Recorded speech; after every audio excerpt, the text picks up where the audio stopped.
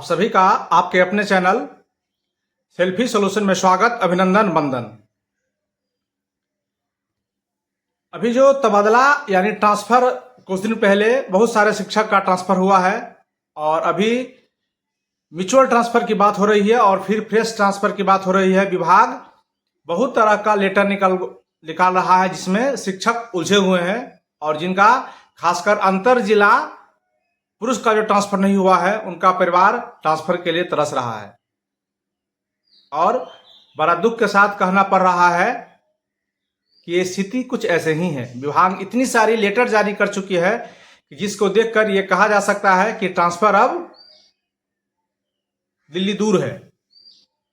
क्यों हम कह रहे हैं? क्योंकि अभी आप आंकड़ा कुछ देख रहे होंगे। दो तीन बात पर हम डिस्कस करते हैं जिससे आप भी समझ जाएंगे कि क्या ट्रांसफर की क्या सच्चाई है।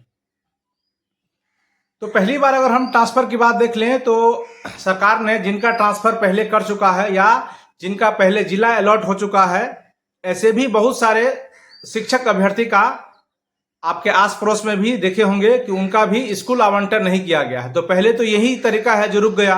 पहले जिनका जिला आवंटन हो गया था उनका भी विद्यालय आवंटन नहीं हो सका किसी न किसी कारण से। कारण जो भी रहे, तकनीकी समस्या रहे या मौन का समस्या रहे, जो भी। तो पहला बात तो यही है।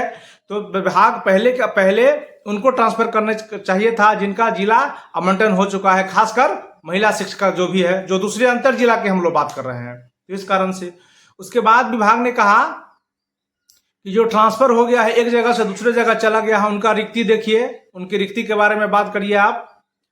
वहां कहाँ कहाँ सीट खाली है, कितने विषय पर सीट खाली है। उसके बाद जो प्रधान शिक्षक जाएंगे उनका सीट खाली होगा, जो हेड मास्टर साहब जाएंगे उनका सीट खाली होगा। उसके बाद उस सीट पर भी हम ट्रांसफर करेंगे। तो उसका थोड़ा माजरा समझिए। पहले तो अभी नियुक्ति भी नहीं हुई है, अभी नियुक्ति होना ही बाकी है। विभाग ने हेड मास्टर साहब को और प्रधानाध्यापक को 21 से लेकर 26 तक ज्वाइन करने का मौका दिया है, यानी 21 जुलाई से लेकर 26 जुलाई तक, यानी जुलाई के अंतिम तक। वैसे अगर आप फिर से देखें तो थोड़े आपको हम बैक में ले चलते हैं। तो टीआरई 3 के जो अभ्यर्थी पास किए थे उनको 15 मई से ज्वाइन करना था, 15 मई से। तो बहुत सारे लोग 15 मई को ज्वाइन किए। 15 मई हुआ, जून हुआ, जुलाई हुआ और अभी भी आप देखे होंगे विभाग उनको फिर से मौका दिया है। टीआरई 3 वाले को अब आके ज्वाइन करिए जो छूटा हुआ है। और विभाग को मौका देना भी चाहिए क्योंकि बहुत सारे अभ्यर्थी अन्य जॉब में होते हैं जहां से उसको पेपर लाने में थोड़ी कठिनाई का सामना करना पड़ता है। तो अभी भी देखिए टीआरई 3 को ज्वाइन करवाया जा रहा है, यानी 2-3 महीना हुआ, जो अच्छी बात है।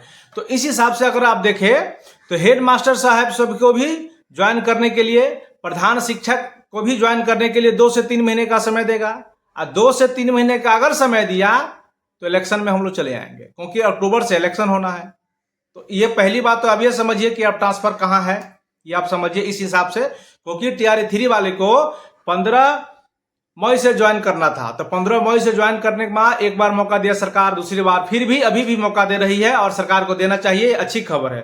उसी तरह जो प्रधानाध्यापक है किसी कारण से ज्वाइन नहीं कर पाएगा तो उनको भी सरकार मौका देगी। तो अगर पिछला मौका देख ले तो सरकार उनको भी 2-3 महीने का मौका दे सकती है। तब तक हम कहाँ चले जाएंगे? चुनाव में चले जाएंगे। तो ये हुआ पहला कारण। दूसरा कारण देख लीजिए, टीआरई 4 आ रही है।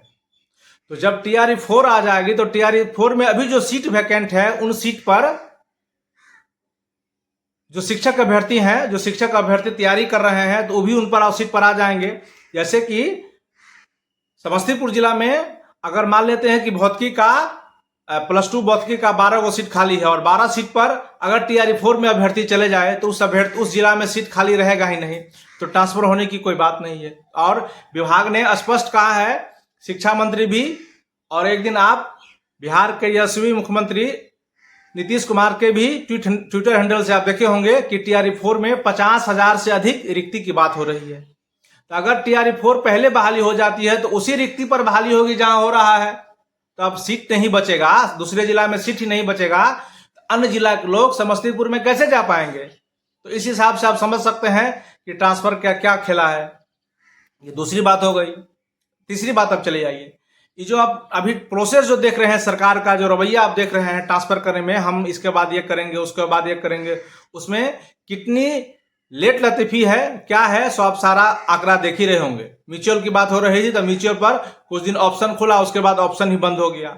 और म्यूचुअल में बहुत सारे टीचर ऐसे का भी उसमें नाम पता सब दिया गया है जो टीचर ट्रांसफर नहीं चाहते हैं आपको, या फिर कहीं कहीं शहरी क्षेत्र का देखेंगे कि आप उसमें म्यूचुअल वाला में दिया ही नहीं गया, शहरी क्षेत्र का शिक्षक का उनका मोबाइल नंबर आदि दिया ही नहीं गया है।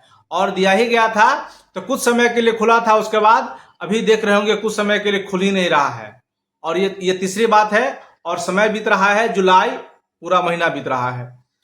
ये तीसरी कारण हो गया। चौथी और सबसे बड़ी कारण, चुनाव आयोग शिक्षा विभाग को, प्राथमिक शिक्षा निदेशालय को और माध्यमिक शिक्षा निदेशालय को स्पष्ट कहा है कि जो भी डाटा से संबंधित चुनावी सेवक है उनको आप स्थानांतर ना कीजिए। तो जरा गौर करिए, चुनाव कौन कराती है? शिक्षा कराती है, चाहे वो बीएलओ हो, सहायक हो, सुपरवाइजर हो। और चुनाव काम में आप प्रिजाइडिंग बनेंगे, P1 बनेंगे, P2 बनेंगे, तो क्या ट्रांसफर होना संभव है? ये सब बहुत सारा अधिक कारण है। आप सारे कारण को आप समझ जाइए, फिर आप ही बताइए क्या ट्रांसफर होगा अब या ट्रांसफर नहीं होगा। हमने आपको एक बार एनालिसिस दे दिया, ये ऐसे ऐसे ये प्रॉब्लम है। तो जरा आप अभी बताइए क्या अभी ट्रांसफर हो पाना संभव है या नहीं। अब अपना कमेंट सेक्शन में हमें अवश्य बात बताइए। आपके पास कोई ऐसी जानकारी है तो आप हमें कमेंट सेक्शन में अवश्य बताइए। आपके कमेंट का हमें इंतजार रहता है। नमस्ते, नमस्कार।